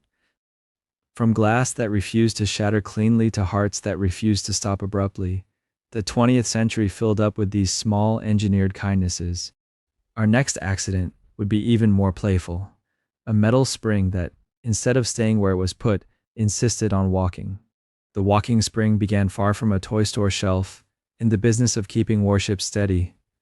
During the Second World War, an engineer named Richard James was working at the Philadelphia Navy Yard. His world was not toys and laughter, but hulls and propellers, machinery and vibration. Ships under power shudder, engines thrum. Sensitive instruments need to stay level anyway. James was tasked with helping design, stabilizing systems, ways to cradle delicate equipment so that waves and engines did not shake readings into nonsense. One of the tools for that job was the tension spring, tightly wound coils of steel, engineered to absorb motion and return to form. They are the kind of component that disappears into the background of machines, never meant to be seen, definitely not meant to be played with. One day in 1943, in the clutter of his workspace, a coil fell. Depending on which telling you hear, it slipped from a shelf or was knocked from a table. What mattered was what happened next. The spring did not simply drop and lie flat. It hit one surface, then another, transferring its coils down step by step, collapsing and reforming as it went. It seemed briefly to walk. James watched it move and saw, not a damper for instruments, but something else entirely, a kind of quiet mechanical life. In a wear yard, most accidents that sent parts skittering to the floor were annoyances. This one was different. The spring's descent had a rhythm. The coils gathered, tipped, then flowed forward, trading height for length, potential energy for motion. With each repeat, the spring looked a little less like hardware and a little more like behavior. It was, in essence, doing exactly what physics required. Gravity pulled, metal flexed, friction slowed, but the human eye is quick to turn patterns into personalities. Where an engineer might usually see a flawed mounting or a need for better brackets, James saw the possibility of delight. He took a length of steel wire and began experimenting, winding and rewinding, adjusting diameter and coil count until the spring's gait grew more reliable, more graceful. He brought it home. His wife Betty watched it march down books and stairs and suggested a name that matched its motion, Slinky, from a word meaning sleek and sinuous.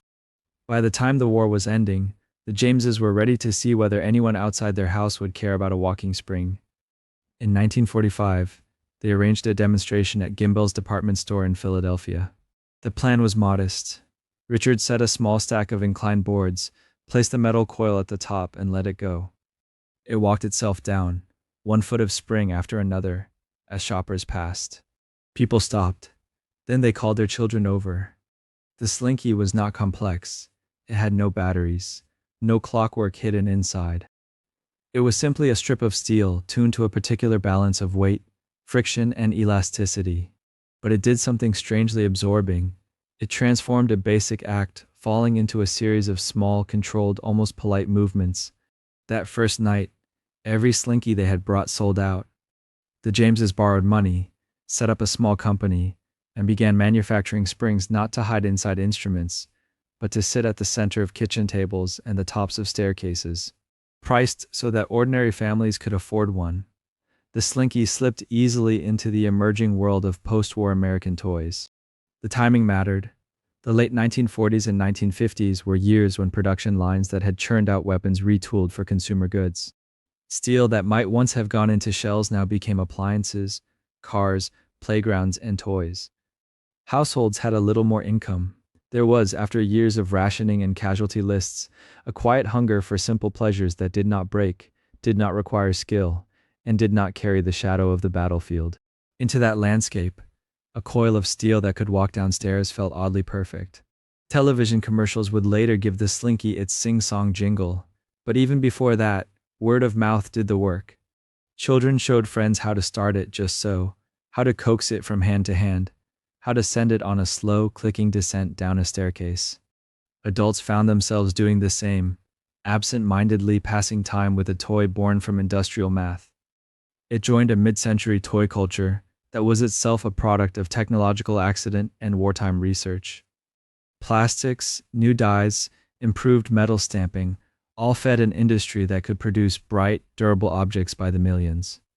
The Slinky, by contrast, remained visually modest, a plain band of silver coils, later, a handful of simple colors. Its magic was not in appearance but in motion. That motion carried more than the weight of its own metal. It carried a certain feeling that matched the age, the idea that cleverness and mass production could turn anything, even a leftover piece of engineering hardware, into a small, affordable wonder. In living rooms across the country, parents watched their children squeal as the spring clattered down the steps and felt, consciously or not, that this was what peace was supposed to look like. Safety, routine, a future measured not in troop movements but in holidays and play. The Slinky's life could have been brief. Many fad toys flare for a season and vanish into closets. But this particular accident had staying power. Part of that endurance came from its physical honesty. Nothing about a Slinky is hidden. You can see every coil, feel the weight, understand intuitively how it works, yet still be mildly surprised every time it rights itself and continues its walk. It is forgiving, a bit tangled, and you can sometimes tease it back into shape. It is portable, cheap, and endlessly reusable. It asks nothing more than a ledge and gravity. Decades after its first appearance, long after Richard and Betty James had left the company and the original naval context had faded from memory, the Slinky kept slipping into new generations of hands. It appeared in classrooms to demonstrate wave motion and energy transfer, on office desks as a quiet fidget, in films and on shelves as a nostalgic object from someone's childhood. Factories changed materials, adding plastic versions and rainbow finishes, but the core remained a strip of wire wound in a particular way, discovered by accident when a spring fell where it was not supposed to.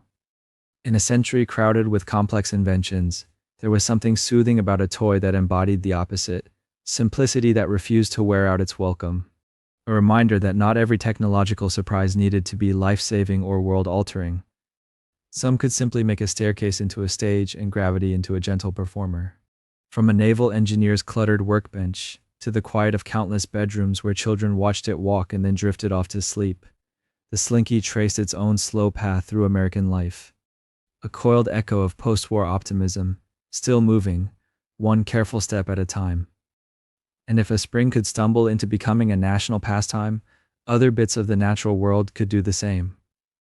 Our next accident would come, not from steel, but from tiny burrs stuck in a dog's fur, pointing the way toward a new kind of fastening. The story began with a walk in the woods and a man annoyed by how nature refused to let go.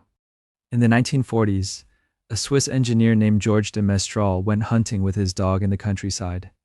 When they came home, their clothes and the dog's fur were speckled with burrs, the seed pods of plants that had evolved one simple strategy: latch on to whatever passed by and ride it to new ground. Most people pulled those burrs off with a sigh and threw them away. De Mestral did that too, but he also did one more thing. He wondered why they clung so stubbornly, even to smooth fabric and fine hair. Curiosity is a quiet habit. It doesn't look like much from the outside. In his case, it meant sitting down later with a microscope and placing one of those burrs beneath the lens. Magnified, the nuisance turned into architecture. Each burr was studded with tiny hooks, curved just enough to catch on loops of thread, on fibers, on hair. The connection was not strong like a knot, not permanent like stitching, but it was persistent. Hook met loop. A fastening system, evolved for plants, revealed to an engineer by chance. De Mestral saw, in those hooks and loops, the outline of a man-made material, two surfaces that could press together and cling, then peel apart over and over without buttons, zippers, or pins. One side would be the tiny hooks, the other would be the loops they grabbed. Seeing the principle was the easy part, copying it was harder. To turn that forest accident into a product, you had to persuade machines to imitate a plant's patient craftsmanship. Tiny hooks all the same size, all facing the right way. Loops dense enough to offer many chances to catch, but loose enough to release without tearing. Strong synthetic threads that could be cut, heated, and brushed into shape, then survive thousands of openings and closings. Early attempts were clumsy. The fabric was stiff. The hooks broke too easily or refused to let go. Manufacturing equipment designed for ordinary weaving balked at the new pattern. Factories had to be reimagined. Lathes and looms were modified. Nylon, just beginning its own rise in the mid-century, became the material of choice. Years of trial, error, and incremental refinement followed that original walk in the woods. The result received a name merged from French words for velvet and hook, Velcro. Soft on one side, catching on the other.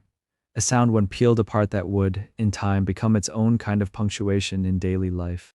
The technology crossed the Atlantic, not as a toy but as a tool, and America, with its hunger for convenient closures and mass production, took notice.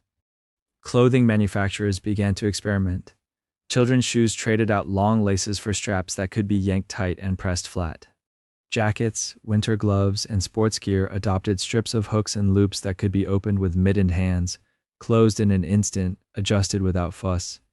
For people with arthritis or limited dexterity, this mechanical mimicry of a burr became an unexpected ally. American hospitals and clinics found their own uses. Blood pressure cuffs cinched quickly with Velcro instead of buckles.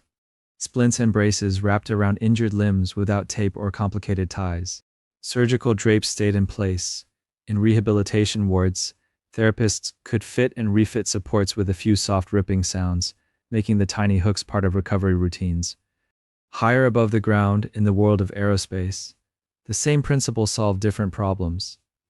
NASA engineers, preparing for life in microgravity, needed ways to keep tools, equipment, and even pens from drifting away. Zippers and buttons were too limited. Magnets interfered with instruments. Velcro, lightweight, strong, easy to operate with gloved hands, fastened gear to walls, secured checklists to control panels, held food packets in place. Astronauts stuck their shoes to the floor and their sleeping bags to the cabin walls with the same basic plant-inspired technology that once clung to a hunting dog's fur. As footage and photographs of spacecraft interiors spread, so did awareness of the material itself. The association with space gave Velcro a sheen of high technology, even as it quietly settled into laundry rooms and kindergarten classrooms back on Earth.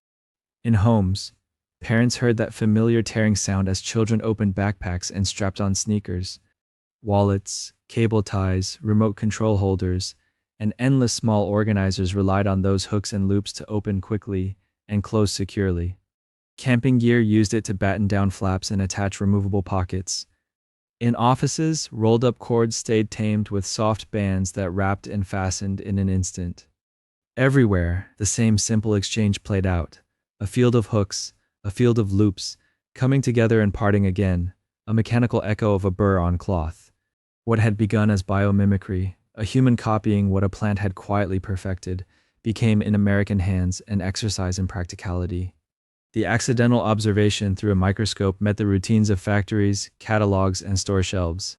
The country's capacity to produce synthetic fibers by the mile, to stamp and sew and ship, took a fragile idea and made it mundane in the best sense, an everyday presence. Velcro's path showed how an unremarkable irritation, noticed at the right moment, could turn into part of the nation's fabric, both literal and metaphorical. From forest paths to hospital wards, from space capsules to preschool classrooms, the burrs' basic strategy, cling just long enough, let go when it's time, quietly threaded its way into American life. And, as with many of these accidental inventions, once the hook and loop had taken hold, curiosity kept wandering. If nature could offer a fastening system hiding in the weeds, perhaps other overlooked substances and failed experiments might contain their own surprises. The next mistake would come from a laboratory working on optics, and a glue that refused to stay out of the way. The laboratory mistake that led to superglue did not begin with broken mugs or loose soles. It began with the quiet, exacting world of optics. In the early 1940s, chemist Harry Coover was working at Eastman Kodak. His job was not to change how people fix things at home. It was to help design clear plastic materials for precision gun sights during World War II. The wish list was straightforward in theory and stubborn in practice, a transparent material that could be molded into lenses and withstand heat and pressure without warping. Glass was heavy and brittle. Plastics were lighter but tended to distort. Somewhere in the middle might be a new polymer with just the right balance. Coover and his colleagues tried different chemical families, adjusting formulas, tinkering with monomers and catalysts, watching how they set, how they transmitted light. Among the candidates was a class of compounds called cyanoacrylates. On paper, they had promise. They could form clear, solid structures. In the lab, though, they misbehaved almost immediately. The problem was not that cyanoacrylates refused to harden. It was the opposite. They hardened too eagerly and in the wrong way. Exposed to tiny traces of moisture in the air, on glassware, on skin, they polymerized in an instant. They clung to everything. They seized up between experimental plates before a proper lens could be cast. Once they bonded, they were almost impossible to separate without damage. Instruments were ruined, jigs were stuck together. Notes about their refractive properties became secondary to the irritation of trying to pry open equipment. In a wartime research program focused on practical outcomes, that kind of behavior meant one thing: set it aside and move on. The sticky compounds were filed under unsuitable, and the project continued without them. That might have been the end of the story, another dead end in the long list of materials that did not do what their inventors wanted. But the chemistry of cyanoacrylates did not go away. It simply waited for a different question. Almost a decade later, in the early 1950s, Coover found himself at Eastman again, now working in a research group in Tennessee. The new task was to develop heat-resistant plastics for jet aircraft canopies. Once more, the team surveyed potential monomers and polymer systems, including some that had been overlooked or discarded. Cyanoacrylates surfaced again, almost as a footnote. A colleague, Fred Joyner, tried to measure their properties using a simple device: 2 refractometer prisms clamped together with a thin film of the liquid between them. The test did not go as planned. The prisms refused to come apart. The cyanoacrylate had grabbed them and hardened, turning the measuring apparatus into a solid block. In many labs, that would have been, again, just an expensive annoyance. For Coover, now with more experience and authority, it was also a signal. Twice, in 2 very different projects, the same family of compounds had done something that most materials resisted. They bonded quickly and strongly to surfaces without heat, pressure, or complicated preparation. The failure to make a lens began to look like success at something else. Instead of asking, "Why won't this make a good clear plastic?" Coover and his team asked, "What could we do with a liquid that turns into a solid adhesive layer in seconds, just by touching traces of moisture on surfaces?" They studied the reaction more closely. The thin, watery liquid wickered into tiny gaps and seams. A mere film between 2 pieces of metal, glass, or plastic could join them with surprising strength. No mixing of components, no baking in ovens, no clamps for hours. Just a drop, a press, and a brief wait. It did not need to be a lens material. It could be a glue, one unlike the slow-setting pastes, rubber cements, or animal-based adhesives people were accustomed to. Eastman recognized the potential and filed patents.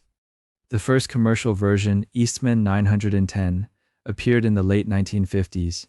Its later, more memorable name, Super Glue, came as imitators and competitors brought their own brands to market. American manufacturing adopted it quietly at first.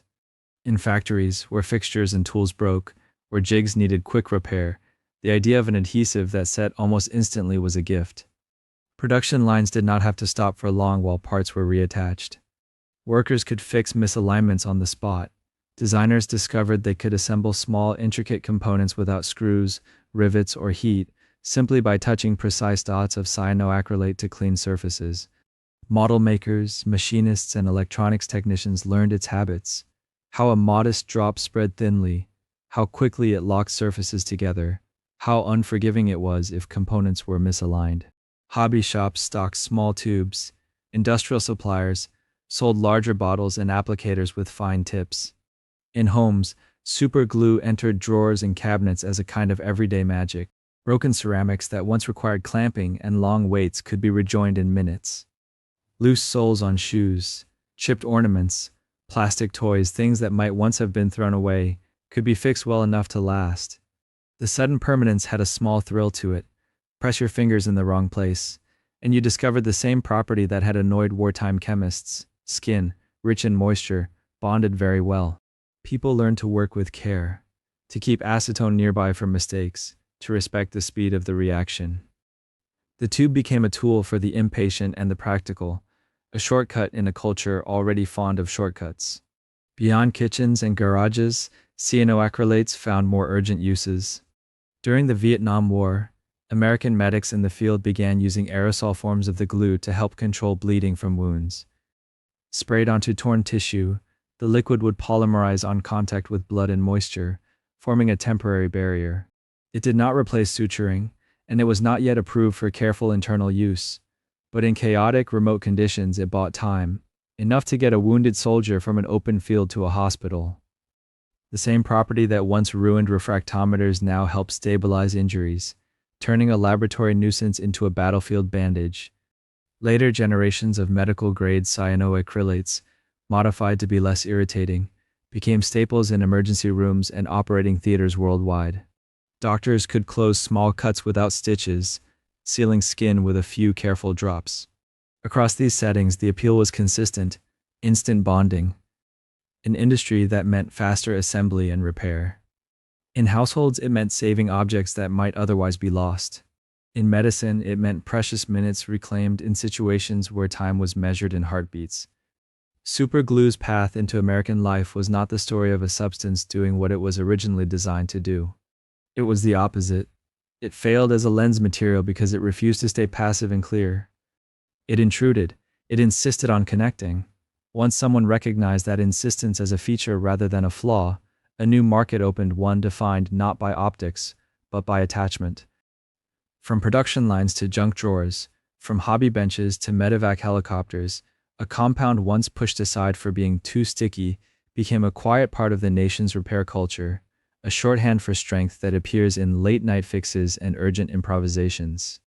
And like many of these accidents, it reshaped how Americans related to their things. Objects were no longer simply broken or whole. They could be broken, glued, and carried on. The laboratory search for perfect clarity had, by missing its original target, given the country something else, a way to hold fragments together, almost as fast as they could fall apart. Super glue had turned an inconvenient level of stickiness into a virtue. A flaw in one context became a solution in another.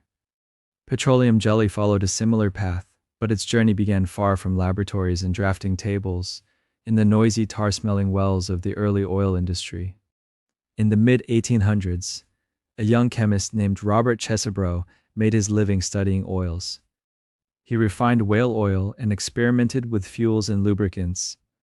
When news spread of a new kind of black liquid being pumped from the ground in Pennsylvania, he went to see it for himself.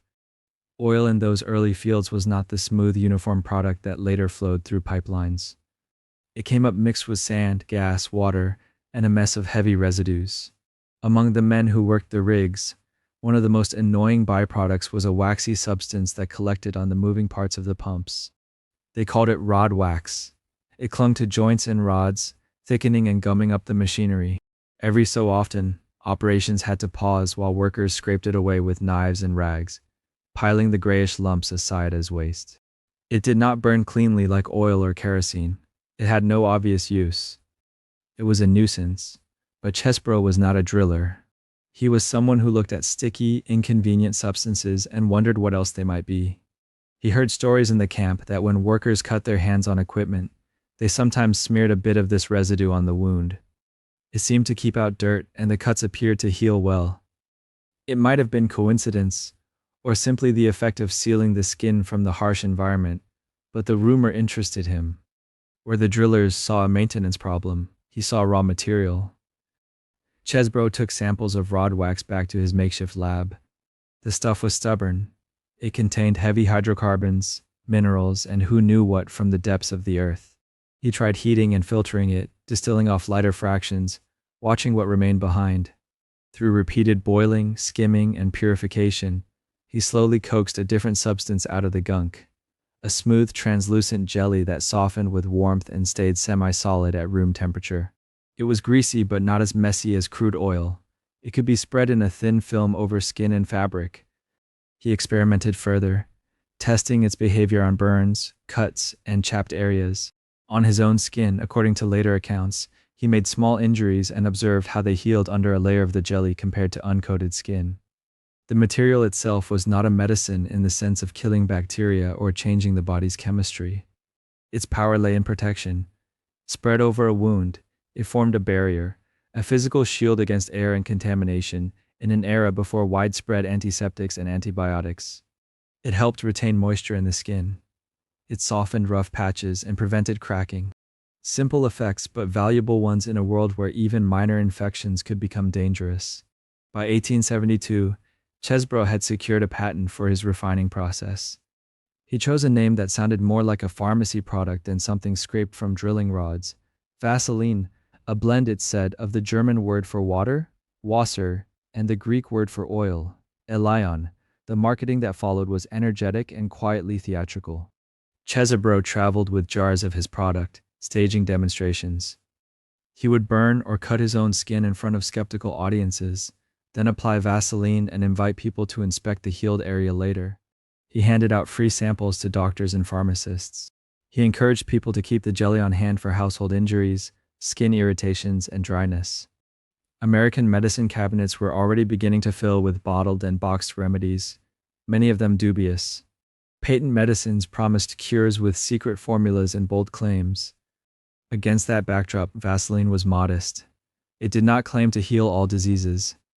It said, instead, that it would protect, soothe, and help the body's own processes along. That modesty, combined with visible results, worked. Families kept small blue and white containers near the bandages and thermometers. Parents dabbed it on scraped knees, cracked lips, and windburned faces. In hospitals and doctors' offices, it became a standard ointment base, a neutral carrier for other medicinal substances. At the same time, another industry was taking notice: beauty. As the late 19th and early 20th centuries unfolded, American advertising learned how to speak directly to vanity and aspiration. Vaseline slipped easily from the category of salve into that of cosmetic aid. Advertisements suggested using it on eyelashes to make them glossy, on hands to keep them soft, on hair to tame flyaways. It was inexpensive, widely available, and, unlike some harsher preparations, gentle enough to use repeatedly. Beauty routines that had once relied on animal fats and homemade concoctions now made room for a clear jelly that arrived in uniform tins and jars stamped with a brand name. The leap was striking when you paused to consider it. A byproduct that roughnecks cursed while cleaning machinery on oil derricks was now part of nightly rituals in bedrooms and bathrooms across the country. Waste became staple. A nuisance on iron rods became a sheen on human skin. Vaseline's rise also mirrored a broader shift in American attitudes toward industry itself. The 19th century's petroleum age was built on the promise that what came from the earth, processed by modern technology, could be made more useful than anything before. Kerosene replaced whale oil in lamps. Lubricants kept factory machines running faster and longer. Fuels moved trains and, later, automobiles. Petroleum jelly sat at the intersection of that industrial confidence and intimate daily life. It was literally an industrial byproduct, refined from the leftovers of oil production, yet it was trusted enough to be placed on baby's skin, on surgical wounds, on cracked lips. To accept it was to accept that something born out of pipes, boilers, and distillation columns could be gentle and benign. The same wells that supplied fuel for engines also supplied material for comfort and care. The boundary between natural and manufactured softened. A jar of translucent jelly on a nightstand became a quiet vote of confidence in the idea that chemistry could be kind. Of course, that trust was helped along by relentless advertising. Vaseline's makers filled magazines and posters with scenes of domestic reassurance, mothers tending children, women preserving youthful faces, workers guarding their hands against rough conditions. The message was simple: this is safe, this is reliable, this is for everyone. Over time, the brand name blurred into the generic.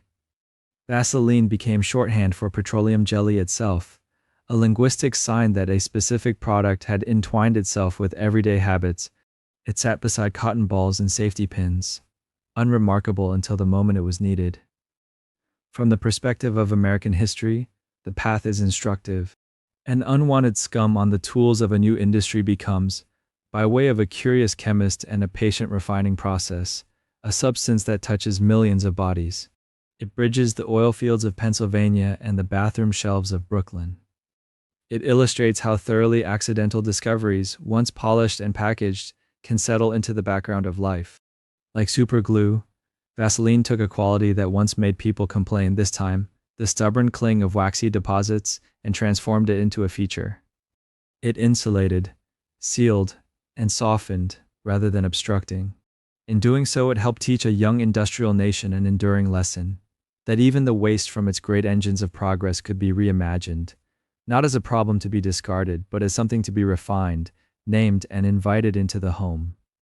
By the late 19th century, Americans were getting used to the idea that unseen forces could be bottled, refined, and brought into the home.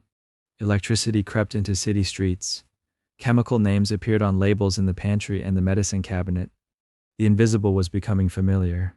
Then, almost overnight, someone gave the invisible a way to draw pictures. In 1895, in a dim laboratory in Würzburg, Germany, Wilhelm Röntgen was experimenting with cathode rays, mysterious beams produced in glass tubes under high voltage. He had darkened the room, wrapped the tube in black cardboard, and yet he noticed something odd.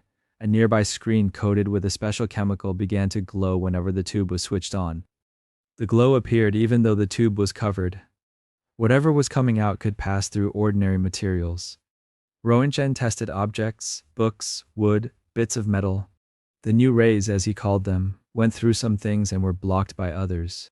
When he placed his hand between the tube and the screen, he saw the shadowy outline of bones. Flesh was ghostly and translucent. Bone stood out, stark and pale. He did not know what these rays were, exactly, so he called them X-rays, the way a mathematician writes X when the value is unknown. Within weeks, he took a haunting image of his wife's hand, her ring floating on a skeletal finger. That photograph traveled faster than any technical explanation. If Vaseline had asked people to trust chemistry with the surface of the body, X-rays invited them to look through the surface entirely.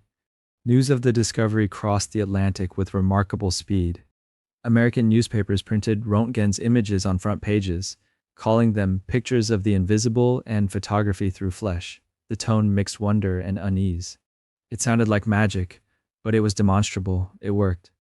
Within months, American hospitals, universities, and tinkerers' workshops were assembling their own crude X-ray apparatus. Glass tubes, induction coils, high-voltage batteries. Many of the parts already existed in physics labs and electrical shops. Now they had a new purpose. Doctors quickly saw the utility. Until then, diagnosing a broken bone relied on touch, on the patient's description, on educated guesswork. Bullets lodged inside the body were located by probing with fingers or instruments, a painful and uncertain process. With X-rays, suddenly, a surgeon could see a fracture line running through a limb, or a piece of shrapnel sitting precisely between ribs. Early American radiographs, grainy, fogged, often uneven, were still revolutionary compared to blind exploration. During the Spanish-American War and later conflicts, field hospitals used portable X-ray units to locate bullets and shell fragments. Lives were saved and surgeries shortened because guesswork was replaced by images. Dentistry changed as well.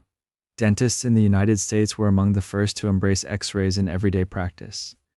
Teeth, being dense, showed up clearly. Hidden cavities, infections at their root, impacted wisdom teeth that had not yet broken the surface. These could now be seen before they caused visible damage. A trip to the dentist was no longer only about what could be spotted with a mirror and a bright light. It became, increasingly, about what could be seen on a small ghostly film. For patients, the experience could feel uncanny. You could walk into a room, sit still for a moment while a tube hummed, and then be handed a picture of your own interior.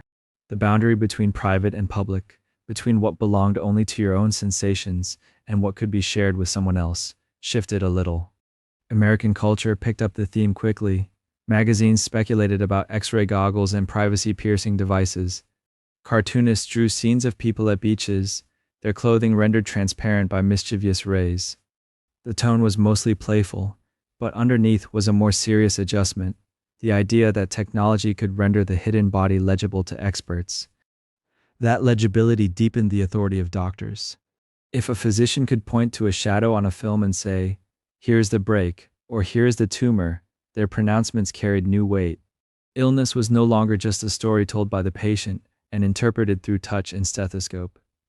It became something that could be circled in pencil on a translucent sheet and pinned to a lightbox. Accidental science, the unexpected discovery in a darkened lab in Germany, had begun to reshape the American relationship to medicine.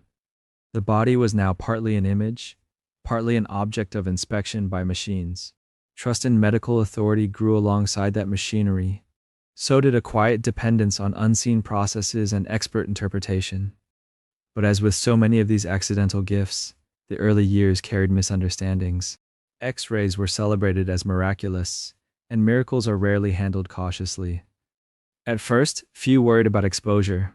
Enthusiasts set up demonstration booths where curious people could see the bones in their hands for fun, sometimes repeatedly. Shoe stores in the United States installed X-ray fluoroscopes that let customers peer at the outline of their feet inside new shoes, a novelty that also unknowingly bathed them in radiation. Doctors and technicians who stood beside the machines, day after day, often absorbed the highest doses. Some later suffered burns, skin damage, and cancers linked to chronic exposure. Lead shields, dosimeters, and careful protocols came later, after the dangers were grudgingly recognized. The rays that could reveal hidden fractures and swallowed pins could also burn tissue if used without respect. Still, even as safety slowly caught up, X-rays settled into the background of American life. They became a standard step before surgeries, a routine part of dental checkups, a tool for checking on lungs and hearts and healing bones. A mysterious glow on a German screen became, in a few decades, another quiet part of the national routine. Stand still, hold your breath, wait for the click, and trust that the shadowy image will tell someone what you cannot see or say. The accidental beam that once startled a single scientist in a dark room had given a whole country a new way of knowing itself from the inside out. By the time X-rays settled into hospital corridors and dentists' offices, the United States had grown used to living with the results of other people's surprises. A lump of stubborn rubber that refused to melt in the heat of a New England summer. A scientist who forgot to wash his hands before dinner and tasted unexpected sweetness. A radar engineer who noticed a melted chocolate bar in his pocket. A moldy petri dish that no one had cleared away in time. A weak glue that would not hold, and so was given a second job as a temporary note. A forgotten cylinder that turned out to be Teflon. A clumsy drop that led to safety glass. A mistuned circuit that began to pace a human heart. A walking spring that refused to stay on a shelf. Burrs on a dog's fur that became Velcro hooks. An unwanted film on oilfield equipment that turned into Vaseline. Invisible rays that drew pictures of bones. Different decades, different people, different corners of the country. Yet the pattern repeats. Someone notices that something has gone wrong, or at least has not gone as planned, and instead of sweeping it away, they pause. They look closer. They ask why the rubber didn't soften, Why the chocolate melted there and not elsewhere? Why the spoiled culture killed bacteria instead of helping them grow? Curiosity, more than brilliance, runs through these stories. Persistence, more than perfect planning. American kitchens changed because cooks and chemists were willing to taste, to sniff, to stir again and see. Sweeteners, nonstick pans, microwave ovens, plastic wraps, and glass that would not shatter into knives turned daily routines into quieter, safer rituals. A pot could be left on a smooth Teflon surface. A reheated meal could be ready in minutes. A dropped plate might crack, but not explode. Industry and travel shifted as well. Better rubbers and plastics made tires more reliable, engines more efficient, airplanes lighter, wires better insulated. Velcro fastened flight suits and children's shoes alike. Superglues patched machinery and ceramics, held together prototypes and household fixes.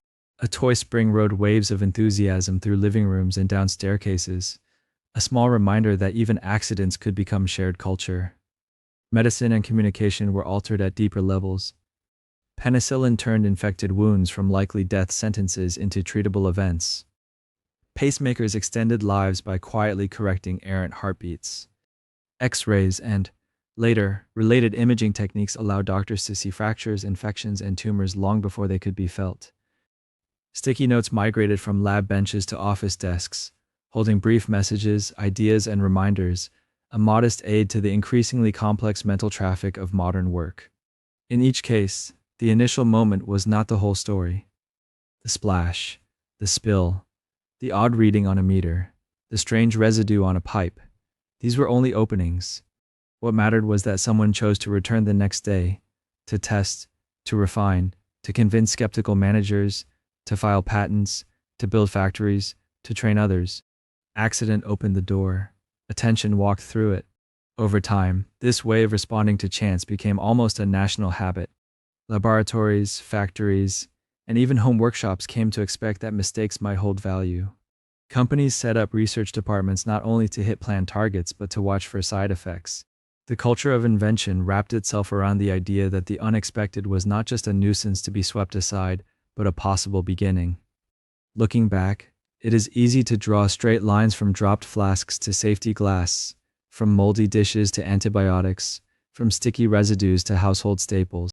In the moment, they were crooked, hesitant paths, late nights, failed versions, doubts. History smooths those paths into stories, but underneath are countless small decisions to keep going after surprise. As you drift towards sleep, you might think of history, not as a neat sequence of planned triumphs, but as a long record of unintended consequences. Objects in your kitchen, medicines in your cabinet, signals in the air around you, all tracing back to quiet moments when something went wrong and someone stayed curious. The world you move through in the daylight is, in no small part, the echo of those accidents. Night simply lets you notice how much of it was never really intended, and how much depends on what people chose to do once chance had spoken.